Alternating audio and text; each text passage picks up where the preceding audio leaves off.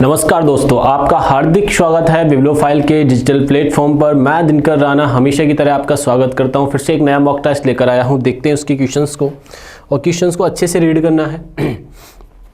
सत्रिया को संगीत नाटक अकादमी द्वारा शास्त्रीय नृत्य के रूप में मान्यता दी गई। देखो, एक आया सत्रिया, ठीक है, और संगीत नाटक अकादमी के द्वारा, संगीत नाटक अकादमी एक संस्थान है, उसके द्वारा शास्त्रीय नृत्य के रूप में मान्यता दी गई। देखो, ये सारी जो स्टेटमेंट आए हैं, जो टर्मिनोलॉजी आई है, उसको समझने का अपन प्रयास करते हैं। सबसे पहले सत्रिया, एक एक करके सभी टर्मिनोलॉजी के बारे में बात करेंगे। सत्रिया, सत्रिया जो एक क्लासिकल डांस है बच्चों। सत्रिया क्या है? एक क्लासिकल डांस है। क्लासिकल डांस है और ये सत्र वर्ड से आया है। किस वर्ड से आया है? ये सत्र वर्ड से आया है। ये बात आप लोग यहाँ से ध्यान रखना।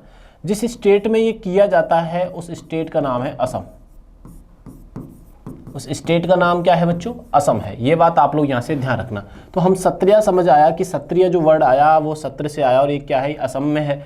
और इस एक्चुअली है क्या? ये डांस का नाम है। ये किसका नाम है? डांस है, यानी कि नृत्य है।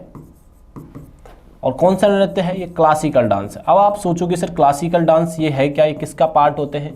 ये डांस का पार्ट होते हैं। कैसे होते हैं वो अपन विस्तार से मैं आपको बताने वाला हूँ। देखिए, शास्त्रीय नृत्य, ठीक है। शास्त्रीय नृत्य यानी नृत्य दो टाइप के होते हैं, जैसे कि मैं आपको बता दूं।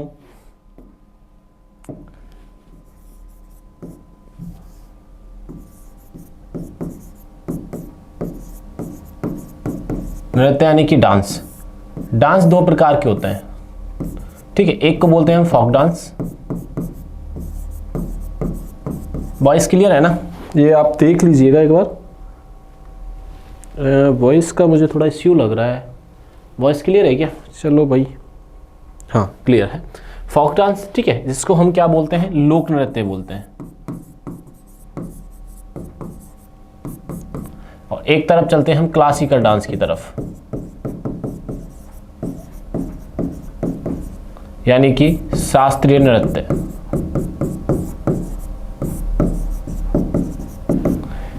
ठीक है, अब जो बात की गई है वो इस डांस के बारे में की गई है बच्चों, क्लासिकल, ठीक है।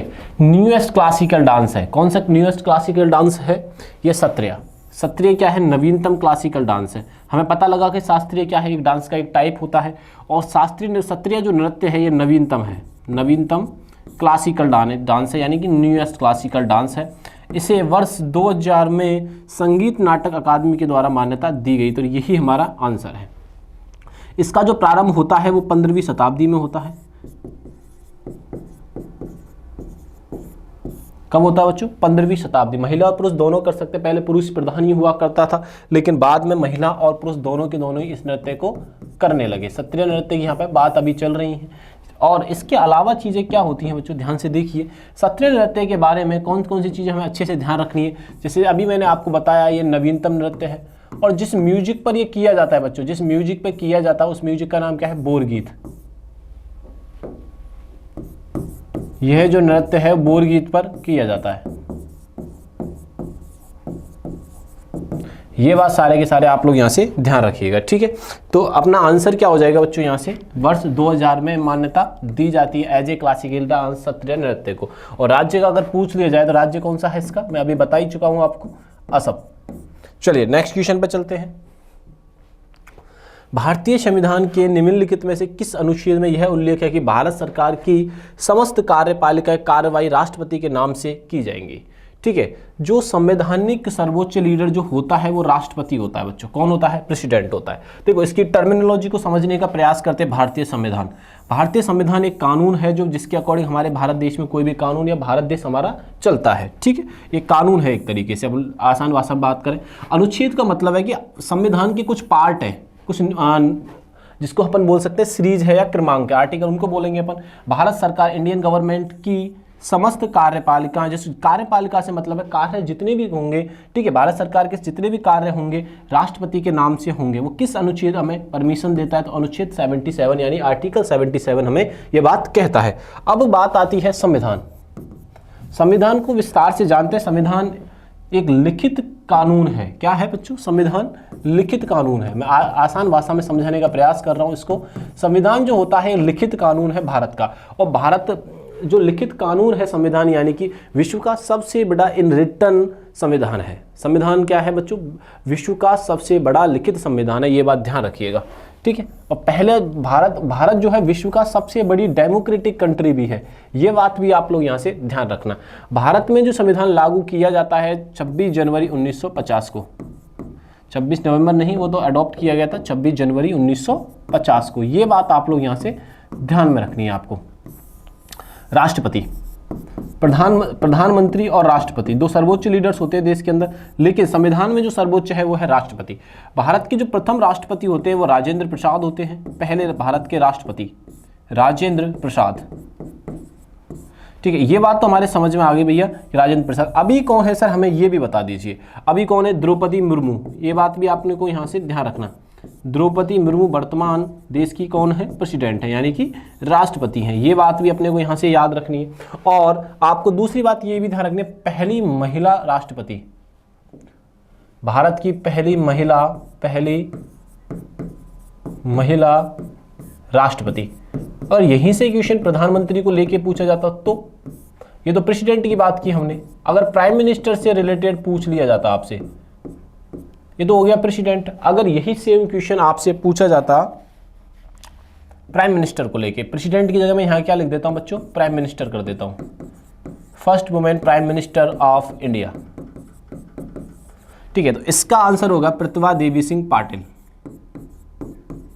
प्रतिभा देवी सिंह पाटिल, ये बात आप लोग यहां से ध्यान रखिएगा। आगे क्वेश्चन चलते हैं। Prime minister Indira Gandhi,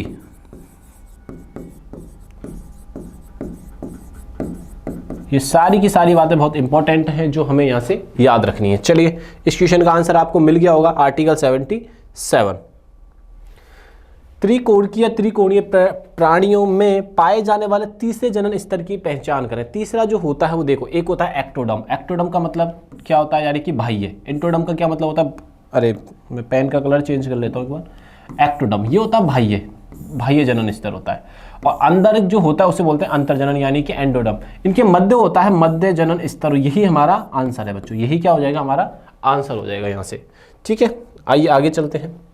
Allen वली एक भारतीय शास्त्रीय नृत्यांगना है और कोरियोग्राफर है, और भरतनाट्यम की नृत्य शैली की सर्वप्रथम प्रतिपादक हैं। तो कौन सी शैली के प्रतिपादक है ये हमसे पूछा गया है, पंड नरूर की है, ये बात आप लोग यहाँ से ध्यान रखना। आगे चलते हैं, भरतनाट्यम के बारे में जानने का प्रयास करते हैं कि भरतनाट्यम है क्या।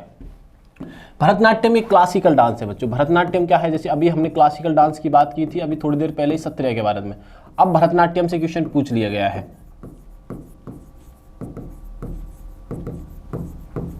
भरतनाट्यम, ठीक है। भरतनाट्यम की तरफ जब हम गए तो हमने देखा भरतनाट्यम भारत के प्राचीन नृत्यों में से एक है। तो इसके नेम की बात आती है। नेम क्या बच्चों? बहुत अलग अलग तरीके से इसके नेम पूछे जाते हैं। कैसे पूछे जाते हैं? जैसे सबसे एनिशियंट जो नाम की, जब प्राचीनतम नाम की जब बारी आती है, एनिशियंट यानी कि प्राचीनतम नाम, उसका नाम है बच्चों सादर। सबसे प्राचीनतम नाम क्या है इसका? सादर। इसके अलावा भी इसे क्या क्या नामों से बुलाया जाता है? अदर नेम, यानी कि अन्य नेम क्या क्या है? अदर नियमों की जब लिस्ट आती है भरतनाट्यम में तो आती है बच्चों, किस किस की आती है मैं एक एक करके आपको बताता हूँ। एक तो आता है बच्चों देवदासी, या दासी अट्टम भी इसे बोल देते हैं।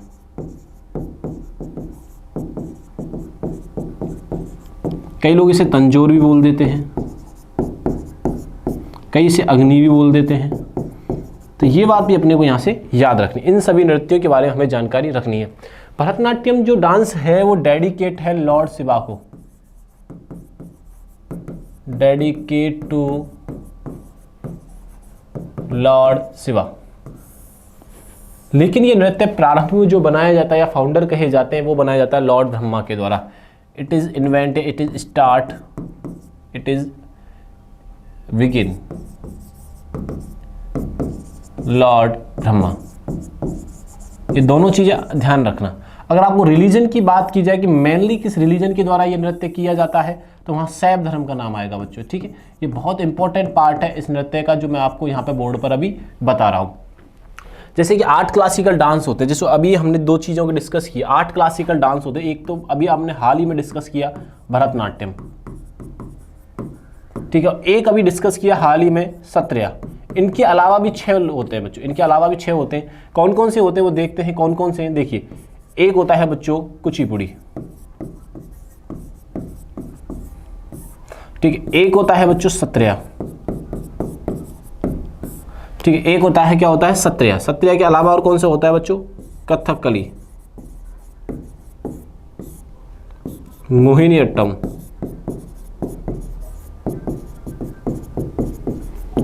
एक होता है बच्चों कथक, 2 बार तो नहीं लिख दिया कोई, ठीक है। एक होता है बच्चों मणिपुरी,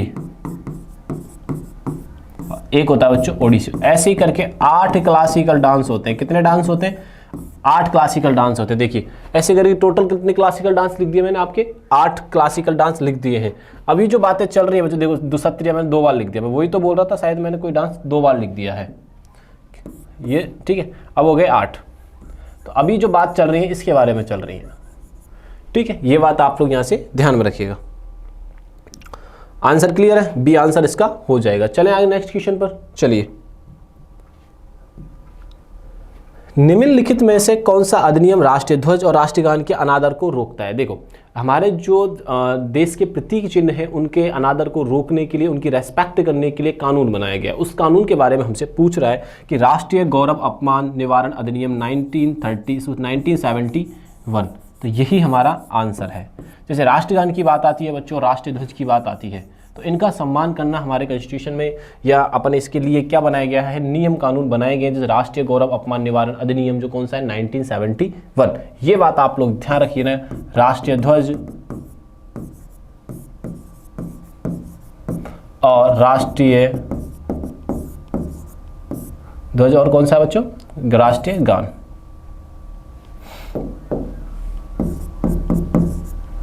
ये बातें इनके बारे में हमें सारी की सारी याद रखनी है। चलिए नेक्स्ट क्वेश्चन पे अपन चलते हैं। प्रसिद्ध संगीतकार तलविंदर सिंह वादन से संबंधित है, मतलब तलविंदर सिंह जो हैं वो किस मतलब वाद्य यंत्र से संबंधित है, ये हमसे पूछा जा रहा है। तलविंदर सिंह जो हैं किससे संबंधित, जैसे तबला, बिल्कुल तलविंदर जी हैं किससे संबंधित है, तबला से संबंधित है। इनके अलावा जो एक बेहतरीन नाम है जिनका नाम है जाकिर हुसैन, ये किस नृत्य के, वो नृत्य क्या वाद्य यंत्र से संबंधित है बच्चों, ये भी किससे संबंधित है, तबला से। वीणा सरस्वती माँ है और आपको सबको पता है इनके बारे में। शहनाई वादक, सबसे फेमस जो शहनाई वादक है वो है खान बिस्मिल्लाह खान, बिस्मिल्लाह खान, ठीक है जी। बांसुरी हरिप्रसाद चौरसिया, स्टार बना लेना जो मैं अभी आपको बता रहा हूँ सारे के सारे, इन पर स्टार बना लीजिए आप। हरिप्रसाद चौरसिया,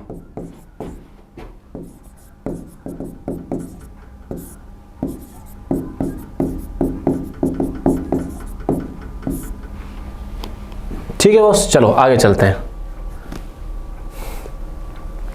किस भारतीय संविधान संशोधन अधिनियम द्वारा भारतीय संविधान में 11वां मूल कर्तव्य जोड़ा गया था। हमसे ये पूछा जा रहा है बच्चों कि जो 11वां मूल कर्तव्य जोड़ा गया था किस संविधान संशोधन के थ्रू जोड़ा गया। देखो मैं आपको कुछ एक सीरीज बताता हूँ। जैसे कई बार संविधान वो अमेंडमेंट से रिलेटेड बहुत सारे क्वेश्चन हमसे पूछे गए, ठीक है। उनमें से बहुत सारे जो ऐसे हैं जो पूछे जाते हैं, जैसे 42 अमेंडमेंट, इससे रिलेटेड नहीं है लेकिन ये कई बार पूछा गया आपके से।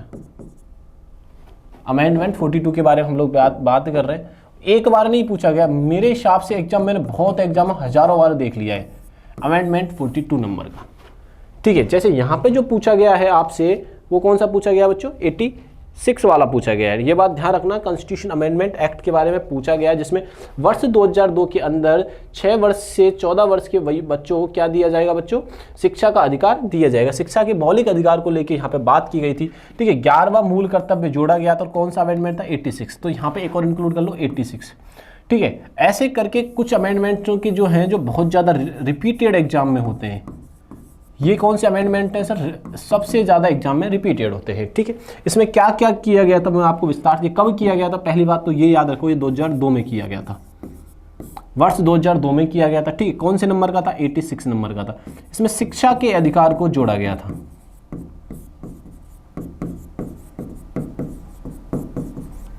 ठीक है। 6 वर्ष से 14 वर्ष के बच्चों के मध्य, ये बात आप लोग यहां से ध्यान रखना। Answer is D. जब भारत के राष्ट्रपति किसी विधेयक, धन विधेयक और संविधान संशोधन विधेयक को छोड़कर अनिश्चित काल के लिए लंबित रखते हैं तो इसे कहते हैं। तो इसे क्या कहते हैं बच्चों? देखो इसमें तीन चीजें आती हैं कि राष्ट्रपति जो होता है वह हाल ही बात की सर्वोच्च लीडर होता है। इसके पास कोई भी विधेयक जाता है तो उसके बारे में सोच विचार करने का, अपना डिसीजन देने का पूरा अधिकार होता है राष्ट्रपति के पास। तो हमसे जो पूछा जा रहा है वो ये पूछा जा रहा है, जब भारत के राष्ट्रपति किसी विधेयक यानी धन विधेयक और संविधान संशोधन विधेयक को छोड़कर को अनिश्चित काल के लिए लंबित रखते हैं। जैसे कि मेरे पास, मैं राष्ट्रपति हूँ, बोला सर राष्ट्रपति, जी हाँ, जैसे कि राष्ट्रपति हूं मैं और आपने कोई मेरे पास प्रपोजल दिया और प्रपोजल मैंने अपने पास ही रख लिया, मैंने पॉकेट में डाल लिया, ठीक है, उसको मैं देने का टाइम मैं देना ही नहीं चाह रहा आपको। तो ऐसे फैसले, ऐसे विधेयक जो कि राष्ट्रपति के पास होते हैं और उसकी मर्जी पर डिपेंड करेंगे, वो उसे अनिश्चित काल के लिए रोक सकता है, उसे बोलते हैं पॉकेट वीटो। यानी मैंने बोला ना अभी पॉकेट में डाल लिया, तो पॉकेट वीटो जब मेरी मर्जी करेगी, जब मैं उस पॉकेट से बाहर निकालूंगा। जैसे जब मार्केट में कोई चीज़ परचेज करने जाते हैं तो हमारा मन कब करता है, जब कोई चीज़ हम खरीदते हैं तो पॉकेट से कुछ पैसे निकालते हैं। तो आप इसके माध्यम से इस चीज़ को याद रख सकते हैं, ठीक है जी। तो राष्ट्रपति की पॉकेट वीटो होती है जिसमें वो अनिश्चित काल तक किसी भी विधेयक को नहीं, धन विधेयक और संविधान संशोधन को छोड़कर अन्य किसी विधेयक को अपने पास रोक सकता है। तो ये चीज आप लोग यहां से ध्यान रखना, देख लीजिए एक बार, स्क्रीनशॉट लेना चाहे तो इससे खास तो नहीं है, बट ये सारी कहानी आप यहां से याद रखना। एक होता है पूर्ण वीटो। क्या होता है बच्चों? पूर्ण वीटो होता है, पूर्ण अस्वीकार करना। पूर्ण वीटो का मतलब क्या होता है? पूर्ण वीटो का मतलब क्या है? पूर्ण तरीके से अस्वीकार करना, पूर्ण या तरह से अस्वीकार करना।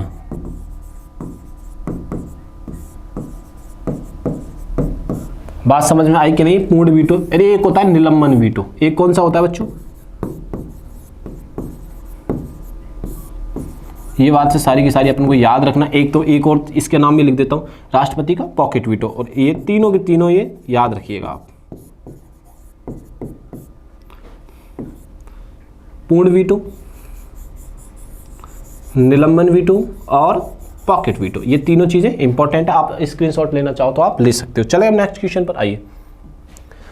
निम्नलिखित में से भारत में कर्नाटक संगीत का जनक कहा जाता है, मतलब कर्नाटक संगीत के जनक किन्हें कहा जाता है? तो म्यूजिक की बात आई है, चलो म्यूजिक के बारे में आज आपको समझाते हैं। बोले सर ऐसे भी क्वेश्चन आते हैं। बच्चों देखो, जब ऐसे क्वेश्चन आते हैं ना आपके एग्जाम में, तो आप क्या बोलते हो कि आउट ऑफ सिलेबस पेपर आया था।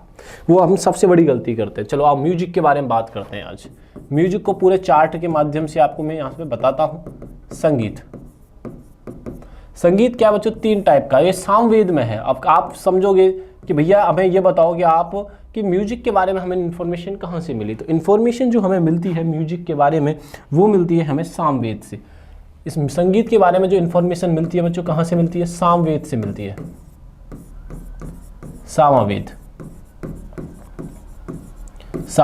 ठीक है। सामवेद का एक उपवेद है जिसे हम बोलते हैं गंधर्व। इसे संगीत का जनक कहा जाता है बच्चों। क्या कहा जाता है? संगीत का जनक, फादर ऑफ म्यूजिक।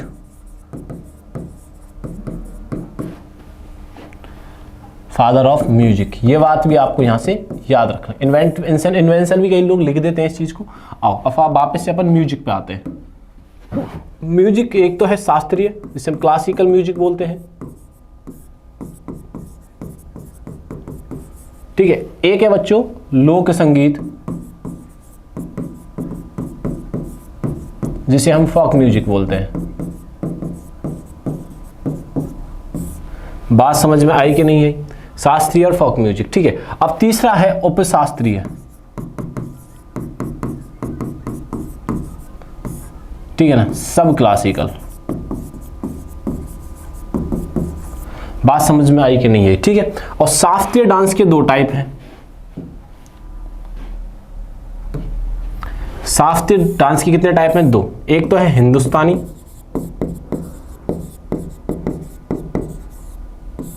और एक है बच्चों कर्नाटक, जिसके बारे में हमसे पूछा गया है। कर्नाटक की जो म्यूजिक है, कर्नाटक संगीत जो है, उसके फादर के बारे में हमसे पूछा जा रहा है। तो उसके पुरंदर दास। कौन है बच्चों?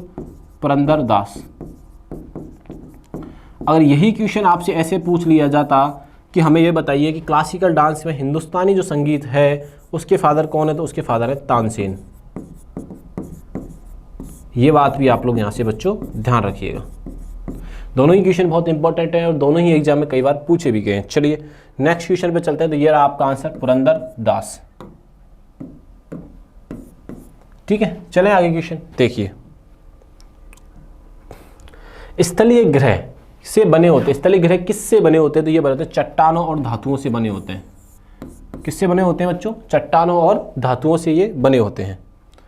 लोसर नववर्ष का महोत्सव निम्नलिखित में किस राज्य में मनाया जाता है? देखो अलग अलग राज्यों में जो नए ईयर के जो न्यू ईयर फेस्टिवल्स होते हैं वो अलग अलग नाम से जाने जाते हैं। देखो मैं एक चार्ट बना के आपको ये चीज़ें समझाता हूँ, देखिएगा आप लोग सारे बच्चे। शायद मैंने ये चीज़ पहले ही बताई होगी आपको, मुझे याद नहीं आ रहा, अपन पहले भी ये सारी चीज़ें डिस्कस कर चुके हैं।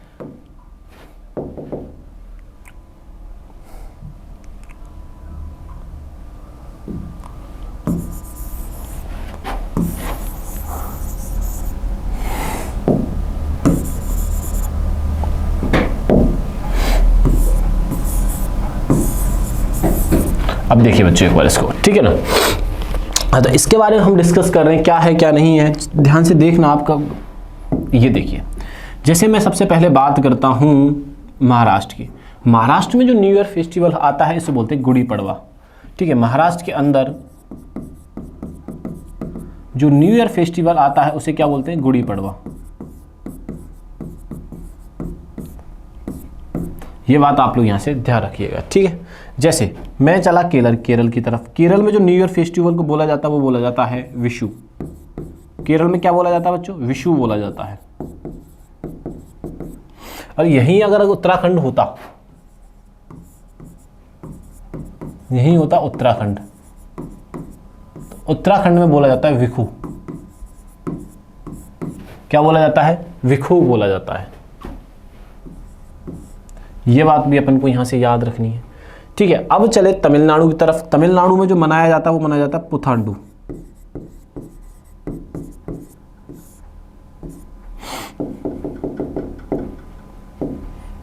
तमिलनाडु,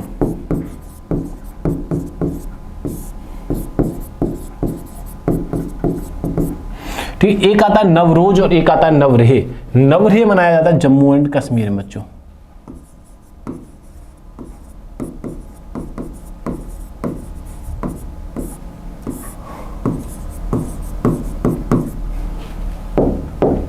नवरेह, बात समझ में आई कि नहीं है ये बताओ आप लोग। ये जो मैं डायग्राम बता रहा हूं आप इसकी स्क्रीनशॉट लेना चाहो तो ले सकते हो बच्चों, कोई दिक्कत नहीं आएगी, ठीक है। आओ अब चलते हैं आगे की तरफ। हमसे जो पूछा गया अरुणाचल प्रदेश का पूछा गया। किसका पूछा गया बच्चों? अरुणाचल प्रदेश का पूछा गया। लोसर जो है किसका है? अरुणाचल पे लोसर। लोसुंग पूछ लिया जाता तो अरुणाचल प्रदेश।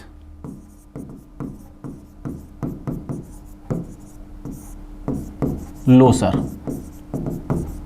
लोसुंग पूछ लिया जाता तो ये है बच्चों सिक्किम का।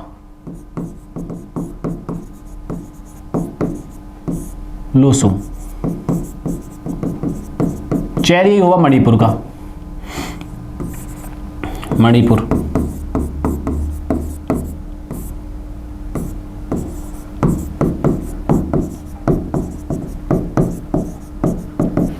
ये बात आप लोग यहां से ध्यान रखिएगा, ठीक है। बात समझ में आई कि नहीं आई? तो ये सारी चीज़ आप स्क्रीनशॉट लेना चाहें तो ले सकते हो, ये इंपॉर्टेंट है। हमारा आंसर जो हो जाएगा यहाँ से अरुणाचल प्रदेश हो जाएगा।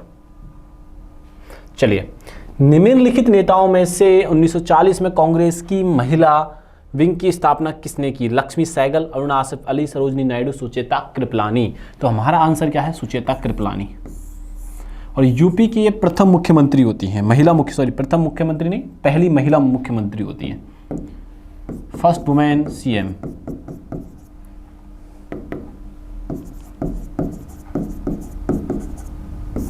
कौन? सुचेता कृपलानी।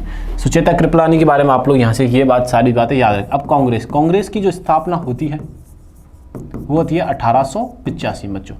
कब स्थापना होती है? 1885 से। अभी कंटिन्यू सारी चीजें इसमें चल रही हैं, ये बात आप लोग यहां से ध्यान रखना। सुचेता कृपलानी पहली महिला मुख्यमंत्री थी यूपी की। चलिए आगे चलते हैं। बंगाल में स्थित सिद्धेश्वर महादेव मंदिर किस राजवंश की वास्तुकला को दर्शाता है? तो ये दर्शाता है बच्चों गोपाल के, इसके संस्थापक है गोपाल, पाल वंश की। ठीक है, इसके संस्थापक कौन है? गोपाल। कि ऐसे जब चीज़ें हुआ करे तो दिमाग में हमेशा के लिए सेट कर लो भैया। ये किस वंश ने? गोपाल वंश ने। गोपाल से याद क्या रह जाएगा? पाल वंश। पाल से गोपाल याद नहीं होगा, जयपाल की तरफ चल जाओगे तुम। कभी कभी क्या होता है, कुछ चीज़ें इलॉजिक तरीके से चीज़ें हमें बतानी होती हैं, जैसे कि मैंने कहा गोपाल वंश, सर गोपाल नहीं था, पाल वंश था। आप इस मिस्टेक को याद रखोगे और परमानेंटली दिमाग में सारी चीज़ें सेटल हो जाएगी। चालुक्य और शुंग, इसके कौन थे बच्चों? पुष्यमित्र, शुंग। ठीक है, ये बात आप लोग यहाँ से ध्यान रखिएगा। ठीक है जी, आओ आगे चलें। पाल वंश,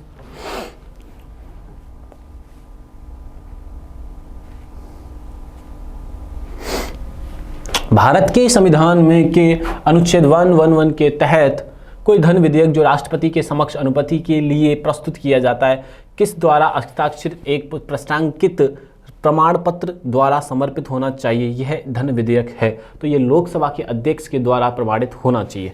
ठीक है, अब ये लोकसभा के जो अध्यक्ष हैं वो कौन है वर्तमान? पहले कौन थे? पहले तो हैं मावलकर जी, मावलकर जी। और अभी कौन है? ओम बिरला। ये बात भी अपने को यहां से ध्यान रखनी है। चलिए, भारत की जनगणना 2011 के अनुसार भारत की कुल जनसंख्या में सिख समुदाय की प्रतिशत क्या है? सिख समुदाय, जैसे देखो एक्चुअली मैं बताऊं, ये सारे जो ऑप्शंस हैं ये सारे समुदाय के 79% जो भारत में हिंदू रहते हैं, जिनको हम सनातनी बोलते हैं। ये बात हमें समझनी होगी। 14.2 मुस्लिम इस्लाम लोग रहते हैं, यानी कि मुस्लिम लोग रहते हैं। रहते हैं जैन, और 1.7 लोग रहते हैं सिख। और यही हमारा आंसर था। ठीक है, अब सेंसस की जब बात आती है बच्चों, सेंसस से बहुत इंपॉर्टेंट हर बार कोई ना कोई क्वेश्चन आता ही है, फंसता ही है, और हम उसको कैसे डील करते हैं वो भी मैं आपको बता देता हूं। जैसे सेंसस की जो शुरुआत होती है, ऋग्वेद में भी हमें देखने को, सेंसस हमें ऋग्वेद में देखने को मिलता है। ठीक है, ऋग्वेद जब पढ़ते हैं तो उसमें सेंसस यानी जनगणना के बारे में बताया जाता है। उसके पश्चात जो चीज़ें प्रारंभ होती हैं, वेदों के बाद अर्थशास्त्र आता है। अर्थशास्त्र में भी हमें क्या देखने को मिलता है? सेंसस के बारे में नॉलेज हमें मिलती है। ये बात भी आप लोग ध्यान रखना। मिडाइवल हिस्ट्री में आते हैं, फिर मॉडर्न हिस्ट्री में आते हैं, तो बहुत सारे दस्तावेजों से पता लगा सकते हैं कि उस समय भी जनगणना हुआ करती थी। जो मॉडर्न विश्व की पहली जनगणना जो मानी जाती है वो 1749 में स्वीडन के थ्रू मानी जाती है। किसके थ्रू मानी जाती है? स्वीडन के थ्रू मानी जाती है। ये बात आप लोग यहाँ से ध्यान रखिएगा। स्वीडन के बाद डिगेडियल मतलब कि दशकीय जो जनगणना होती है, दशकीय जनगणना कब होती है? 1790 में होती है और अमेरिका के द्वारा वो कराई जाती है बच्चों। ये बात भी आप लोग यहाँ से ध्यान रखना। और एक और क्वेश्चन, हम क्योंकि उस टाइम पे अंग्रेजों के गुलाम होते हैं और अंग्रेज जो जनगणना अपनी खुद की यानी इंग्लैंड की जो जनगणना होती है वो 1801 में होती है, और भारत की जो जनगणना होती है वो 1872 में होती है बच्चों। कब होती है? 1872 में पहली जनगणना होती है। और प्रॉपर तरीके से संपूर्ण भारत की लगभग जो मानी जाती है पहली जनगणना वो 1881 में मानी जाती है, जो लॉर्ड रिपन के समय पर होती है, और 1872 में लॉर्ड मेयो के समय पर होती है। ये सारे जो फैक्ट हैं आपको यहाँ से याद रखने हैं। ठीक है जी, जैसे कि मॉडर्न वर्ल्ड की जब बात आती है, मॉडर्न वर्ल्ड में जो जनगणना होती है बच्चों कब होती है? 1749 में। कहाँ पे होती है बच्चों? स्वीडन में होती है। डिगेडियल जो जनगणना होती है बच्चों, डिगेडियल यानी कि दशकीय जनगणना जो होती है वो कब होती है बच्चों? 1790 में होती है। वो यूएसए के द्वारा होती है। ठीक है, अब इंग्लैंड में जो सेंसस होता है, इंग्लैंड जो सेंसस होता है बच्चों वो कब होता है? वो होता है 1801 में। इंडियन सेंसस जो होता है, इंडियन सेंसस कब होता है बच्चों? 1872 में होता है। किसके समय पर होता है? मेयो के समय पर होता है। किसके समय पर होता है? मेयो के समय पर होता है। ठीक है, और कंप्लीट सेंसस जिसको या डिगेडियल कंप्लीट सेंसस 1881 में होता है, लॉर्ड मेयो लॉर्ड रिपन के समय पर।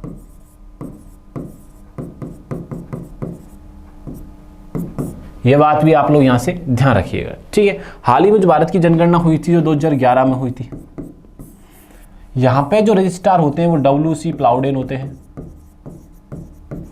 और 2011 में जो रजिस्ट्रार थे वो कौन थे बच्चों? चंद्रमौली थे। कौन थे रजिस्ट्रार? चंद्रमौली जी।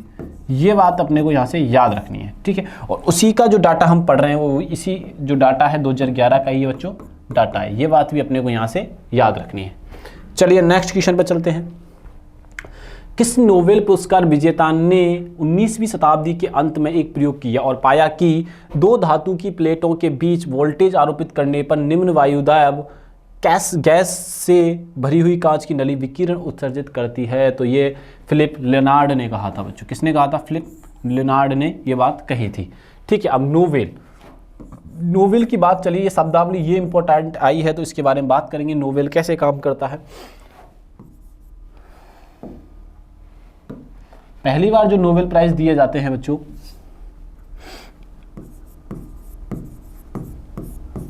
पहली बार नोबेल 1901 में दिए जाते हैं। ठीक है, पहली बार नोबेल किसके नाम पे दिए गए थे? तो ये दिए गए थे अल्फ्रेड नोबेल के नाम पर दिए गए थे। अल्फ्रेड नोबेल के नाम पर ये संस्था, एक संस्था है, उसके नाम पर ये प्रारंभ किए गए थे। ये बात आप लोग यहाँ से ध्यान रखना। ठीक है, जो ये 6 सेक्टर में दिया जाता है, पहला जो सेक्टर अपन मानते हैं इसमें फिजिक्स, जिसको हम भौतिकी बोलते हैं, केमिस्ट्री जिसको अपन रसायन बोलते हैं, इकोनॉमिक्स जिसको अपन क्या बोलते हैं बच्चों?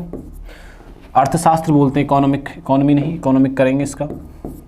फिर लिटरेचर आता है, साहित्य। फिर पीस आता है यानी कि शांति, और उसके अलावा लास्ट एंड फन गया बायोलॉजी यानी कि मेडिसिन। तो इस 6 क्षेत्रों में नोबेल प्राइज़ दिया जाता है। ये जो अक्टूबर के महीने में 5 अक्टूबर के बाद अनाउंसमेंट होती है, अक्टूबर या महीने में यानी कि 5 अक्टूबर को ये अनाउंसमेंट होती है। ये बात आप लोग यहाँ से ध्यान रखना। और गिवन जो किए जाते हैं वो 10 दिसंबर को किए जाते हैं। कब दिए जाते हैं बच्चों? 10 दिसंबर को नोबेल प्राइज का डिस्ट्रीब्यूशन होता है। ये बात ध्यान रखना। एक पर्टिकुलर क्षेत्र में यानी पीस ले लीजिए या लिटरेचर ले लीजिए या आप बायोलॉजी ले लीजिए, मैक्सिमम 3 लोगों को ही दिया जा सकता है एक पर्टिकुलर सेक्टर में, मैक्सिमम 3 पर्सन्स। ये बात भी अपने को यहाँ से ध्यान रखना है। ठीक है जी, तो इस क्वेश्चन का आंसर क्या हो जाएगा? D, Philip Leonard. भारत में ब्रिटिश शासन के तहत निम्नलिखित में से किस गवर्नर जनरल ने ईस्ट इंडिया कंपनी के प्रशासन को पेशेवर, नौकरशाही और यूरोपीयकृत किया? ठीक है, तो देखो सभी जो नाम हैं वो कहीं ना कहीं गवर्नर जनरल के हैं। सबसे पहले हम बात करेंगे वॉरेन हेस्टिंग्स के बारे में। ये पहले भारत के गवर्नर जनरल होते हैं। ये बात आप लोग यहाँ से ध्यान रखिएगा। ठीक है, लॉर्ड डलहौजी के टाइम पर भारत में पहली बार ट्रेन चलाई जाती है। लॉर्ड डलहौजी के टाइम पर क्या चलाई जाती है बच्चों? पहली बार भारत में ट्रेन चलाई जाती है। ठीक है, ट्रेन किसके समय पर चलती है? लॉर्ड डलहौजी। लॉर्ड कॉर्नवालिस जो होते हैं वो स्थायी बंदोबस्त, परमानेंट सेटलमेंट को के बारे में बताते हैं। परमानेंट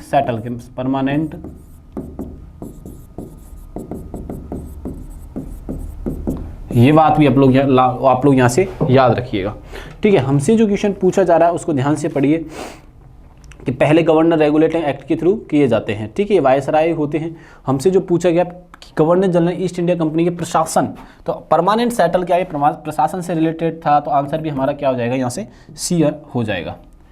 बैडमिंटन नेट की ऊंचाई कितनी होती है? तो बैडमिंटन नेट की जो ऊंचाई होती है 5.1 फीट होती है बच्चों। और सबसे ज़्यादा जो क्वेश्चन पूछे जाते हैं बैडमिंटन से रिलेटेड वो पूछे जाते हैं इनके प्लेयर्स के बारे में। जैसे मैं बोलूँ पुलेला गोपीचंद, मैंने डायरेक्ट नाम लिख रहा हूँ। गोपीचंद कौन थे? ये भी बैडमिंटन प्लेयर हैं। प्रकाश पादुकोण, 4 नाम लिखूंगा, बहुत फेमस नाम है। साइना नेहवाल,